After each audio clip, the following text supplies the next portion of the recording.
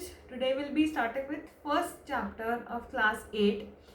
तुमच्या पुस्तकाच्या सेकंड पार्टमध्ये पहिला जो चॅप्टर आहे तो आहे फ्रॅक्शन्स इन डिस्गाइज हा चॅप्टर आहे. या चॅप्टरमध्ये आपण फ्रॅक्शन्स आणि सगळ्यात महत्त्वाचं हे जे फ्रॅक्शन्स आहेत हे पर्सेंटेजमध्ये कसे कन्वर्ट करायचे, पर्सेंटेज म्हणजे काय, त्याचा यूज काय करायचा, हे सगळं आपण या चॅप्टरमध्ये पाहणार आहोत.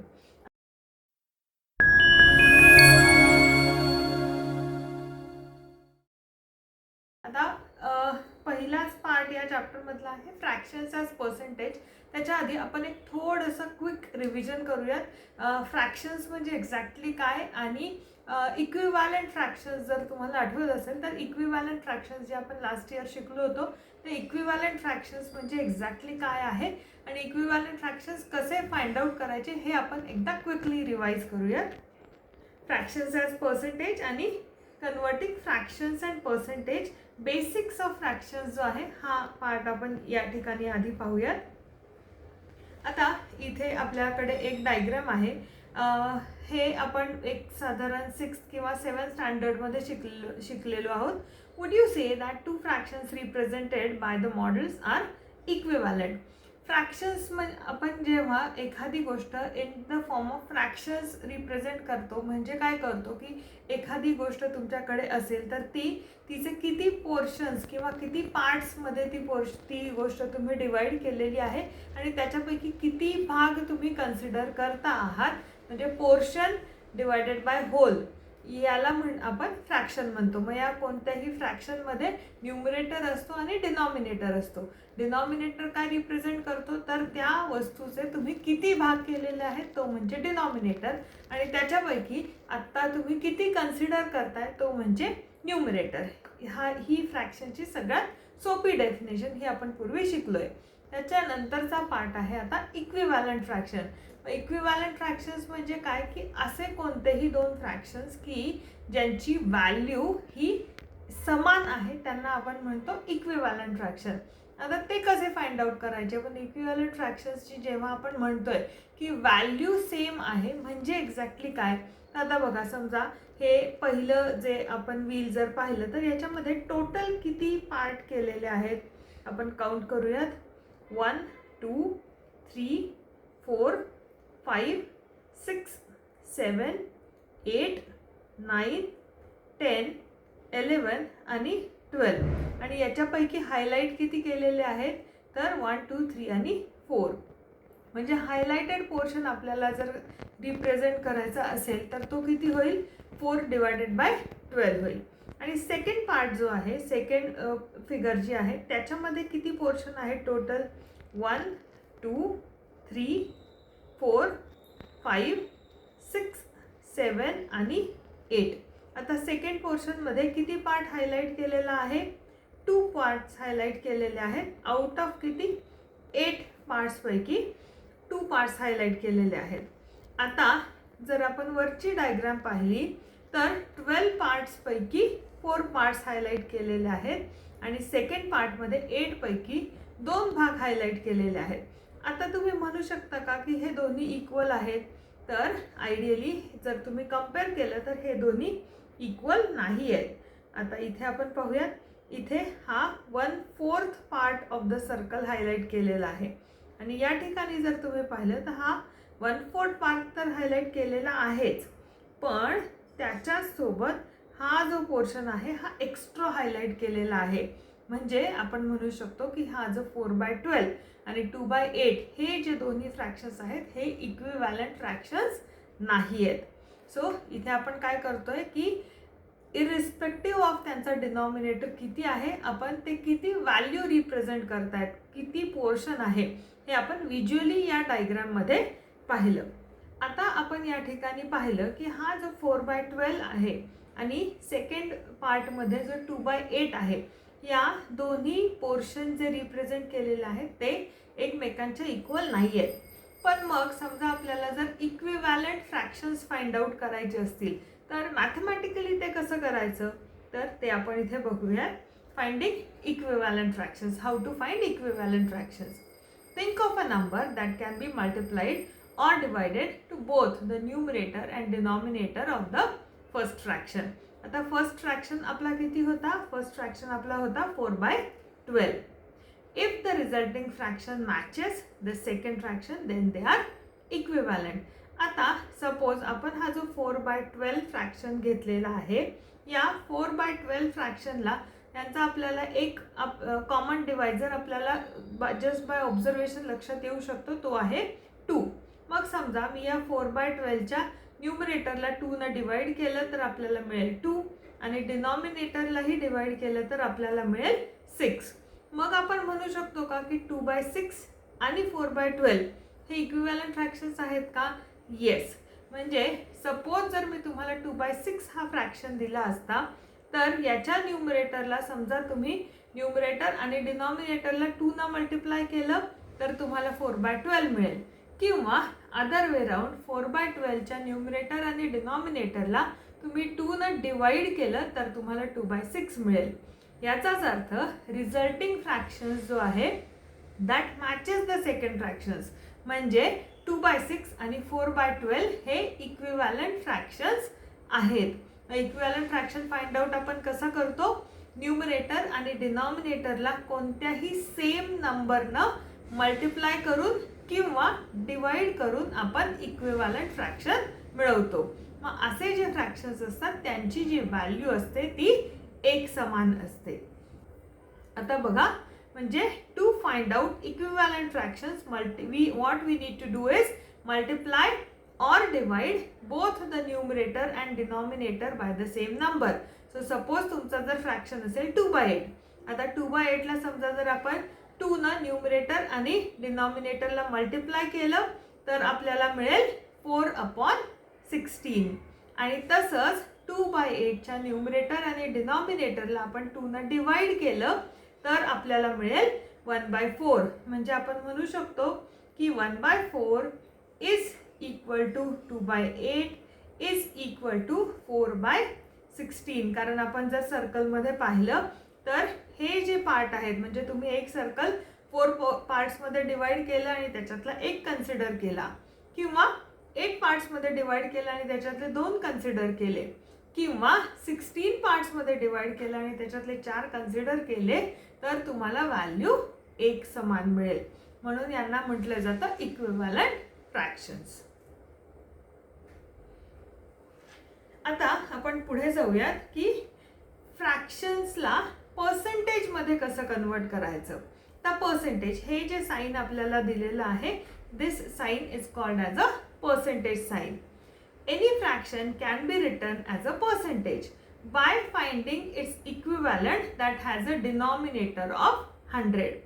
म्हणजे इक्विव्हॅलंट फ्रॅक्शन फाइंड आउट करण्याचीच प्रोसेस आपल्याला इथे करायची आहे. फक्त डिनॉमिनेटर जो आहे तो किती असला पाहिजे? जर डिनॉमिनेटर 100 असेल तर त्याचा जो न्यूमरेटर आहे त्या न्यूमरेटरला पर्सेंटेज असं म्हटलं जातं. म्हणजे तुमच्याकडे सपोज 70/100 असा जर फ्रॅक्शन असेल तर त्याला म्हटलं जातं 70%. जर तुमच्याकडे 10/100 असेल तर त्याला म्हटलं जातं 10%. म्हणजे थोडक्यात आपण काय करतो की एखादी गोष्ट आपण 100 पार्ट्समध्ये डिवाइड करतो आणि त्याच्यातला अंडर कन्सिडरेशनचा जोही पोर्शन असेल तो आपण या ठिकाणी विचारात घेतो. म्हणजे आपण काय करतो की कोणताही फ्रॅक्शन पर 100 मध्ये कन्वर्ट करतो. यालाच आपण पर्सेंटेज म्हणतो. That is the amount in each 100 is called as a percentage. Any fraction can be written as a percentage by finding it's equivalent that as a denominator of 100. आलंय लक्षात?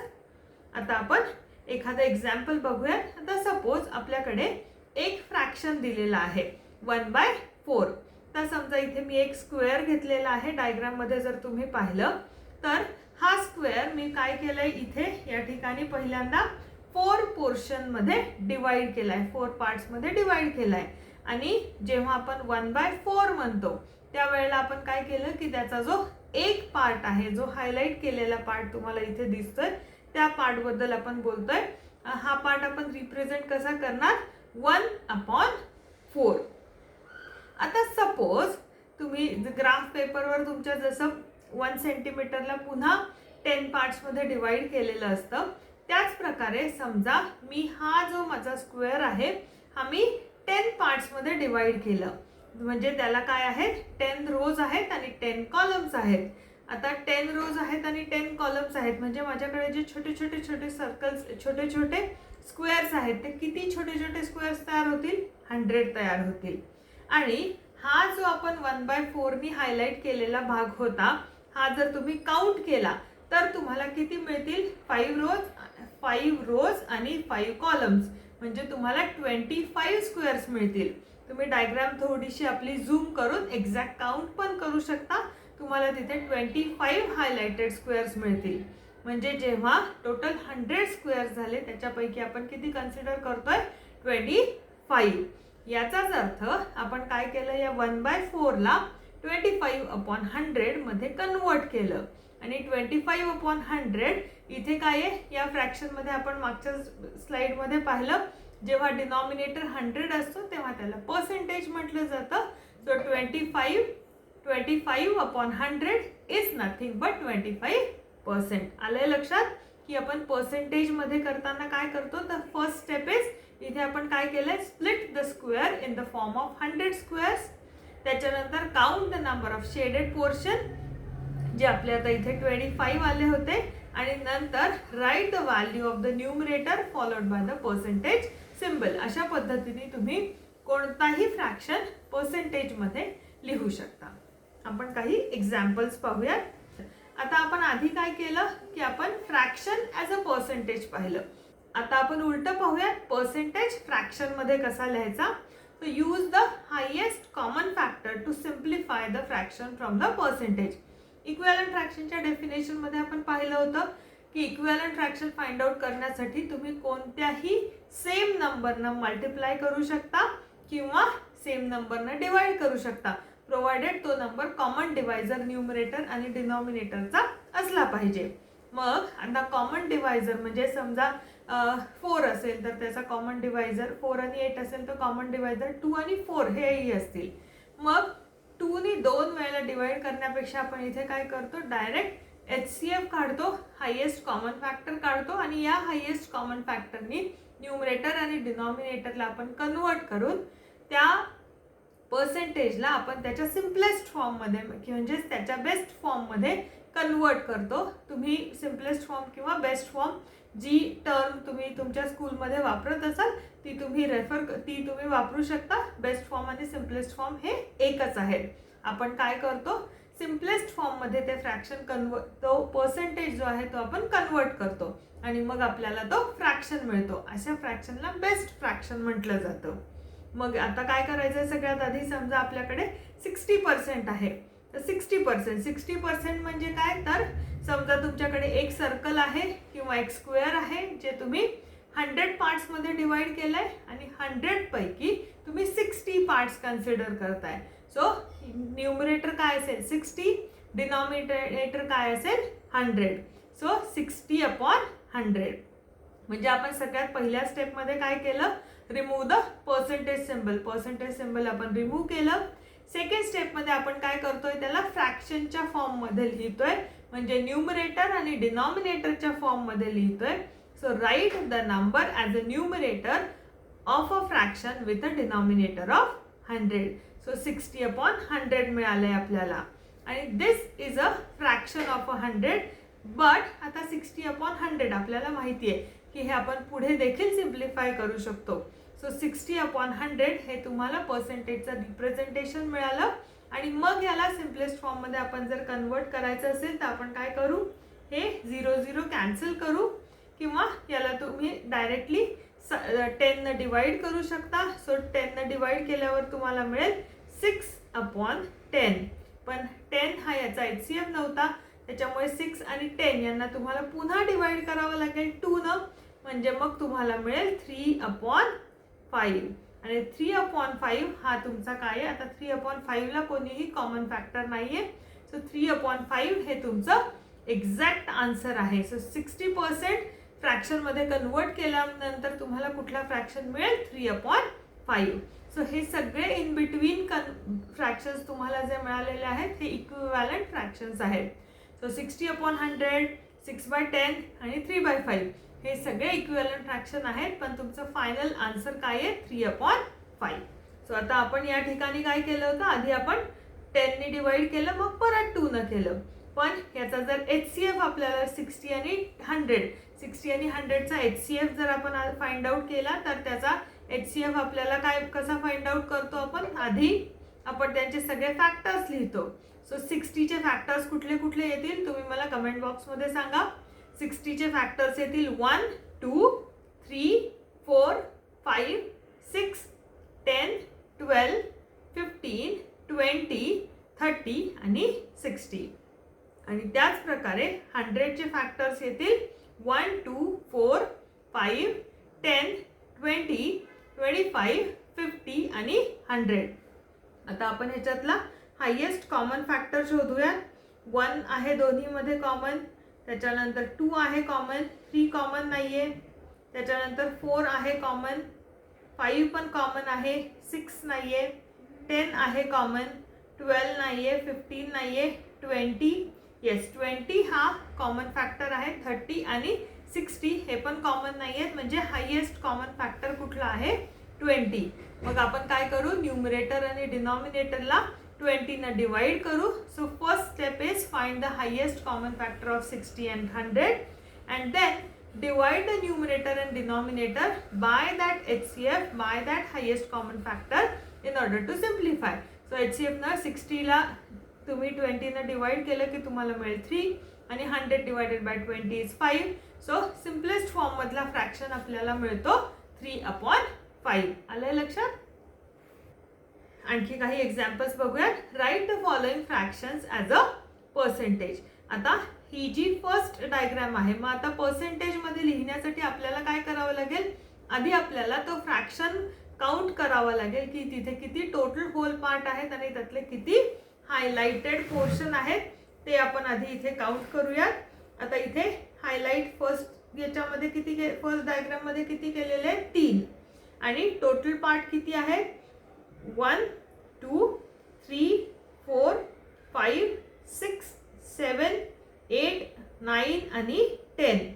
So out of 10 total portion, highlighted portion किती आहे 3. म्हणजे first diagram मध्ये आपण कुठल्या fraction बद्दल बोलतोय 3/10. आणि आपल्याला काय करायचंय, हा जो 3/10 आहे याला पर्सेंटेज मध्ये कन्वर्ट करायचंय. पर्सेंटेज मध्ये कन्वर्ट करण्यासाठी आपल्याला काय करावं लागेल, या 10 ला आणखी 10 न मल्टिप्लाय करावं लागेल, म्हणजे डिनॉमिनेटर येईल 100. सो 3/10 इंटू 10 आणि इंटू 10 आपण जेव्हा करू तेव्हा आपल्याला मिळेल 30/100. याचाच अर्थ आपलं फायनल आन्सर काय होईल 30%. आलंय लक्षात. सेकंड एक्झाम्पल पाहूयात. आता सेकंड एक्झाम्पल मध्ये टोटल हायलाइटेड पोर्शन किती आहे 1 आणि टोटल पोर्शन किती आहे तिथे 1, 2, 3, 4 आणि 5. 1/5. सो आपल्याला जो फ्रॅक्शन आहे तो मिळतोय इथे 1/5. आणि याला पर्सेंटेज मध्ये कन्वर्ट करण्यासाठी आपल्याला काय करावं लागेल, 5 ला 100 मध्ये कन्वर्ट करण्यासाठी आपल्याला मल्टिप्लाय कितीने करावं लागेल 20. सो 1/5 इंटू 20/20 आणि मग दिस 20 इंटू 1 इज इक्वल टू 20 आणि दिस 20 इंटू 5 इज 20/100. याचाच अर्थ हा जो डायग्राम आहे हा किती पर्सेंटेज रिप्रेझेंट करतोय तर 20%. हे तुमचं आन्सर आहे. नेक्स्ट एक्झाम्पल पाहूयात. आता इथे उलट आहे.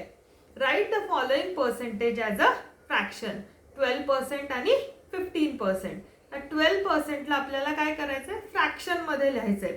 सो 12% म्हणजे 12 येईल न्यूमरेटरला आणि डिनॉमिनेटरला येईल 100. आणि मग आपण पाहिलं होतं की आपल्याला काय करायचं, या 12/100चा 12 आणि 100 या दोन्हीचा HCF फाइंड आउट करायचा. HCF ने 12 आणि 100 या दोन्हीलाही डिवाइड करून सिम्पलेस्ट फ्रॅक्शन फाइंड आउट करायचा. ते आपलं इथे आन्सर असेल. सो आता 12/100 आणि 12/100 ला आपण HCF काय येईल, तो येईल 2. मग आपण डिवाइड करूया. सो 2 6 जा 12 आणि 2 50 जा 100. आता 2 हा इथे HCF नव्हता म्हणून आपल्याला स्टील 2 हा फक्त काय होता, एक कॉमन फॅक्टर होता. सो रादर आपल्याला इधर आपण HCF आधी फाइंड आउट करून मग डिवाइड करू शकतो, किंवा तुम्हाला जो कॉमन फॅक्टर पटकन दिसतोय एखादं पटकन सोडवण्यासाठी तुम्ही आधी कॉमन फॅक्टरनी मल्टिप्लाय करून मोठा नंबर असेल तर त्याला छोटा नंबर करू शकता, म्हणजे तुम्हाला ओरली कॅल्क्युलेशन्स करता येतील. आता 6 आणि 50 यांच्यामध्येही परत 2 हा कॉमन फॅक्टर दिसतोय, मग आपण परत 2 ना डिवाइड करू. सो 2 3 जा 6 आणि 2 25. सो तुमचं फायनल आन्सर काय येईल, 3/25. आणि समजा 12 आणि 100 यांचा जर तुम्ही कॉमन फॅक्टर फाइंड आउट केला, समजा 12 आणि 100 यांचा HCF तुम्ही फाइंड आउट केला तर तुम्हाला HCF मिळेल 4. सो डिरेक्टली तुम्ही 4 न देखील डिवाइड करू शकता, म्हणजे तुम्हाला एकाच स्टेपमध्ये आन्सर मिळेल 3/25. आणि तसंच आपल्याकडे दुसरा फ्रॅक्शन दिलेला, दुसरा पर्सेंटेज दिलेला आहे 15. सो 15% म्हणजे काय, 15/100. आता 15चे फॅक्टर्स कुठले कुठले आहेत, 3 आणि 5. याच्यातला 100ला 3 न डिवाइड नाही करतायत, म्हणजे यांचा HCF किती असणार, 5.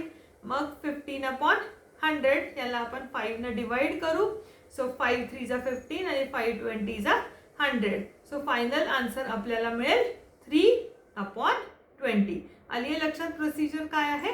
तुम्हाला काही डाऊट असेल तर मला कमेंट बॉक्समध्ये सांगा. सो या पार्टमध्ये आपण काय पाहिलं की फ्रॅक्शन म्हणजे काय, इक्विव्हॅलंट फ्रॅक्शन म्हणजे काय, कोणताही फ्रॅक्शन पर्सेंटेजच्या फॉर्ममध्ये रिप्रेझेंट कसा करायचा आणि पर्सेंटेज सिम्पलेस्ट फ्रॅक्शनमध्ये कन्वर्ट कसं करायचं हे आपण पाहिलं. आता आपण याच्यावरच बेस्ड असलेले काही वर्ड प्रॉब्लेम्स बघूया. Surya wants to use a deep orange color to capture the sunset. He mixes some red paint and yellow paint to make this color. The red paint makes up 3/4 of this mixture. What is the percentage of the color made with red? आता इथे आपल्याला काय दिलेलं आहे की Surya wants to use a deep orange color to capture the sunset. आता त्याला deep ऑरेंजची जी एक स्पेसिफिक शेड आहे ती त्याला तयार करायची आहे. त्याच्या कलर बॉक्समध्ये डायरेक्ट ऑरेंज शेड नाही आहे. तुमच्या कलर बॉक्समध्ये आहे का? ही मिक्सेस मग ऑरेंज कलर तुम्ही कसा तयार करणार, रेड आणि येलो तुमच्याकडे आहे, रेड आणि येलो मिक्स केला की तुम्हाला ऑरेंज मिळेल. मग किती डार्क पाहिजे किती लाईट पाहिजे याच्यावर हे ठरवण्यासाठी तुम्ही रेड आणि येलोचं पर्सेंटेज व्हेरी करू शकता. आता यानं काय केलंय, he mixes some red paint and yellow paint to make this colour. The red paint makes up 3/4 of this mixture. आता हा आपल्याला दिलेला सगळ्यात इम्पॉर्टंट क्लू आहे की red paint makes up 3/4 of this mixture. म्हणजे काय की जर त्याचं टोटल मिक्सचर 4 युनिट्स असेल तर त्याच्यातला रेड पोर्शन किती आहे, 3 युनिट्स. म्हणजे ऑब्व्हियसली जर 4 युनिट्स पैकी 3 युनिट्स रेड पेंट आहे तर येलो किती असणार, remaining 1 portion is of yellow colour. आणि आपल्याला काय विचारलंय, what percent of the colour is made with red. So हे 3/4 आपल्याला जस्ट पर्सेंटेजमध्ये कन्वर्ट करायचं आहे. 3/4 म्हणजे काय की 3 आउट ऑफ एव्हरी 4. आता 3 आउट ऑफ एव्हरी 4चे मग इक्विव्हॅलंट फ्रॅक्शन आपल्याला फाइंड आउट करून फक्त आपल्याला काय करायचं आहे की 3/4चा असा इक्विव्हॅलंट फ्रॅक्शन फाइंड आउट करायचा आहे की ज्याचा डिनॉमिनेटर असेल 100. आता 3/4ला समजा जर आपण 2 ना मल्टिप्लाय केलं न्यूमरेटर आणि डिनॉमिनेटरला तर तुम्हाला काय मिळेल, 6 आउट ऑफ 8 मिळेल, म्हणजे 6/8 मिळेल. तसंच समजा तुम्ही 10 ना मल्टिप्लाय केलं तर काय मिळेल, 30/40 मिळेल. पण आपल्याला तर डिनॉमिनेटर किती पाहिजे, 100 पाहिजे. So 100 divided by 4, 100 divided by 4 किती येतात, 25. म्हणजे आपल्याला 3/4 ला मल्टिप्लाय कितीनं करावं लागेल, 25 न मल्टिप्लाय करावं लागेल. So 3/4 into 25/25 is equal to 75/100. म्हणजे हे जे सगळे फ्रॅक्शन्स आहेत 3/4, 6/8, 30/40, 75/100 हे सगळे इक्विव्हॅलंट आहेत. पण आपल्याला पर्सेंटेजमध्ये पाहिजे, म्हणजे ही जी आपली रिक्वायर्ड व्हॅल्यू आहे ती किती येईल, 75 out of 100. So what percentage of the colour is made with red, तर आपण इथे म्हणू शकतो की 75% of the colour is made with red. आले लक्षात? इक्विव्हॅलंट फ्रॅक्शनच आपण फाइंड आउट केलाय, फक्त इथे आपल्याला दिलेली इन्फॉर्मेशन वर्ड फॉर्म मध्ये दिली आहे. आपल्याला ही इन्फॉर्मेशन एकदम आपण व्यवस्थित मॅथमॅटिकल फॉर्म मध्ये लिहिली, तिने डिकोड केली की आपल्याला वर्ड प्रॉब्लेम अगदी सहज सोडवता येतात.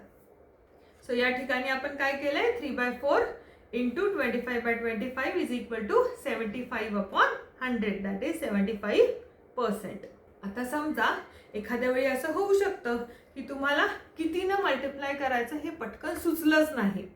तुमचे जर टेबल पार्ट नसतील तर तुम्हाला पटकन नाही सुचणार. पण मग त्या केसमध्ये काय करायचं, आणि याच्यासाठी टेबल लर्न करणं, टेबल पार्ट करणं ॲटलिस्ट 30 पर्यंत अत्यंत इम्पॉर्टंट आहे. जर तुमचे टेबल्स 30 पर्यंत पाठ केलेले नसतील तर आय वुड सजेस्ट की नक्की पाठ करा. त्याने तुम्हाला हे जे एक्झाम्पल्स आहेत ते खूप फटाफट सोडवता येतात आणि शिवाय तुमची ॲक्युरसी देखील वाढते.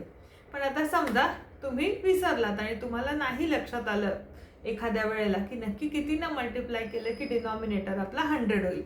मग आपण सोपं, मग त्या केसमध्ये काय करायचं की आपण किती पर्सेंटेज आहेत तो आपल्याला माहिती आहे की पर्सेंटेज म्हणजे डिनॉमिनेटर किती असायला पाहिजे, 100. आणि इक्विव्हॅलंट फ्रॅक्शनचा अर्थ काय की हे दोन्ही फ्रॅक्शन्स आहेत इक्वल. मग आपण इक्वेशन तयार करू.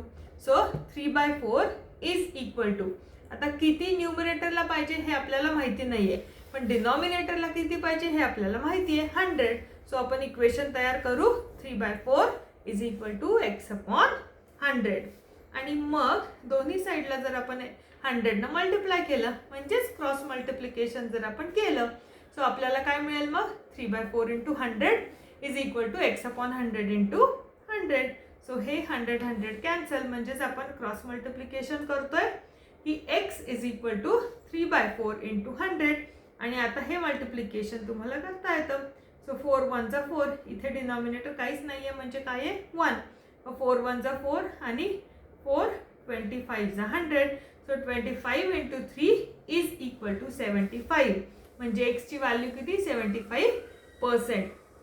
सो एखाद्या वेळी जर तुम्हाला पटकन क्लिक नाही झालं की तिनं मल्टिप्लाय करायचं, तर सिम्पली ही जी x ची मेथड आहे ती तुम्ही वापरू शकता आणि क्विकली तुमचं एक्झाम्पल क्रॉस मल्टिप्लिकेशननी सॉल्व्ह होऊ शकतं. सो तुम्ही इधर मेथड 1 वापरू शकता किंवा ही मेथडही वापरू शकता. दोन्ही मेथड्स ॲब्सल्युटली करेक्ट आहेत. आणखी एक एक्झाम्पल पाहूयात. Surya won some prize money in a contest. He wants to save 2/5 of the money to purchase new canvas. Express this quantity as a percent. So त्याला जे पैसे मिळालेले आहेत त्याच्यापैकी 2/5 त्याला कॅनव्हस विकत घेण्यासाठी सेव्ह करायचे. म्हणजे त्याला किती पर्सेंटेज मनी मिळालेल्या पैकी सेव्ह करायची हे आपल्याला विचारलंय. सो आता अगेन दोन्ही मेथड, इधर तुम्ही 2/5 ला इक्विव्हॅलंट फ्रॅक्शन मध्ये कन्वर्ट करा की ज्याचा डिनॉमिनेटर असेल 100, किंवा मग आपली मगाची x ची मेथड की 2/5 is equal to x/100. So आता आपण इथे पहिल्यांदा बघूया इक्विव्हॅलंट फ्रॅक्शन. आता 5 ला कितीनं मल्टिप्लाय केल्यावर आपल्याला 100 मिळेल, सो 20 न मल्टिप्लाय केल्यावर आपल्याला मिळेल 100. So 2/5 into 20/20 is equal to 40/100.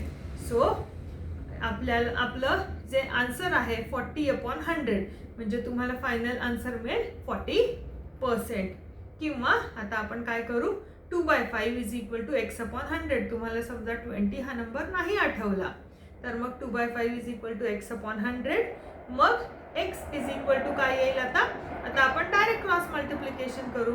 So 2/5 into 100. So 5 1 जा 1 आणि this is 20. So 20 into 2 is equal to 40. So 40% quantity त्याला मिळालेल्या अमाऊंट पैकी त्याला सेव्ह करावी लागेल in order to purchase the new canvas. आल्यात लक्षात तुम्हाला मेथड 1 आणि मेथड 2 दोन्ही. कुठलाही डाऊट असेल तर मला कमेंट बॉक्समध्ये सांगा. आणखी एक एक्झाम्पल पाहूयात. Given a percentage can you express it as a fraction. आता उलटं करायचंय, पर्सेंटेज दिलाय फ्रॅक्शन मध्ये कन्वर्ट करायचंय. So express 24% as a fraction. 24%. 24%चा अर्थ काय? 24/100. आणि मग आता आपल्याला माहिती आहे की हा जो 2400 आहे याला काय करावं लागेल? आपल्याला बेस्ट फ्रॅक्शन मध्ये कन्वर्ट करावं लागेल. सो 24% म्हणजेच 24/100. आता 24 आणि 100, तर 24/100 आपल्याला मिळालेला आहे. मग आपण काय करू? 24/100 ला बेस्ट फ्रॅक्शन आपण फाइंड आउट करू, म्हणजे आपल्याला त्याचा इक्विव्हॅलंट फ्रॅक्शन सिम्पलेस्ट फॉर्म मध्ये आपल्याला फ्रॅक्शनला कन्वर्ट करता येईल. आता 24 आणि 100 यांचा HCF काय आहे? 4 ने तुम्हाला डिवाइड करावं लागेल. सो 4 6 जा 24 आणि दिस इज 25. 6 आणि 25 याच्यामध्ये कुठलाही कॉमन फॅक्टर नाहीये, म्हणजे तुमचं ॲक्च्युली जे आन्सर आहे दॅट इज 6/25. पण याचाच अर्थ 6/25 हा आपला सिम्पलेस्ट फॉर्म मधला फ्रॅक्शन आहे. But at the same time 24/100 हा देखील फ्रॅक्शन आहे. किंवा समजा तुम्ही 2 ने डिवाइड केलं तर तुम्हाला मिळेल 12/50. 4 ने डिवाइड, इथे काय केलं आपण? 2 ने डिवाइड केलं. इथे काय केलं आपण? 4 ने डिवाइड करून आपल्याला मिळतात 6/25. किंवा समजा तुम्ही मल्टिप्लाय केलं, just to give you a idea, equivalent fraction म्हणजे काय? तर 2 ने समजा तुम्ही मल्टिप्लाय केलं तर तुम्हाला मिळेल 48/200. सो 24/100, 12/50, 6/25, 48/200 हे सगळे काय आहेत? इक्विव्हॅलंट फ्रॅक्शन्स आहेत. आलंय लक्षात इक्विव्हॅलंट फ्रॅक्शनचा अर्थ? So in order to express 24% as a fraction, तुमचं सिम्पलेस्ट फॉर्म मधला आन्सर आहे 6/25. बट यू कॅन राईट 24/100, 12/50, 6/25, 48/200 हे फ्रॅक्शन देखील 6/25च्याच सोबत तुम्ही लिहू शकता. Otherwise 6/25 is the correct answer. So या पोर्शनमध्ये आपण काय काय पाहिलं? फ्रॅक्शन म्हणजे काय, त्याच्यानंतर इक्विव्हॅलंट फ्रॅक्शन्स म्हणजे काय, इक्विव्हॅलंट फ्रॅक्शन्स कसे फाइंड आउट करायचे, त्याच्यानंतर फ्रॅक्शन्स ॲज अ पर्सेंटेज आणि पर्सेंटेज ॲज अ फ्रॅक्शन कसे रिप्रेझेंट करायचे ते आपण पाहिलं. आणि याच्यावरच आधारित काही वर्ड प्रॉब्लेम्स पाहिले. हा जो पर्सेंटेजचा जो पार्ट आहे, फ्रॅक्शन्स आणि पर्सेंटेज हा अत्यंत इम्पॉर्टंट पार्ट आहे.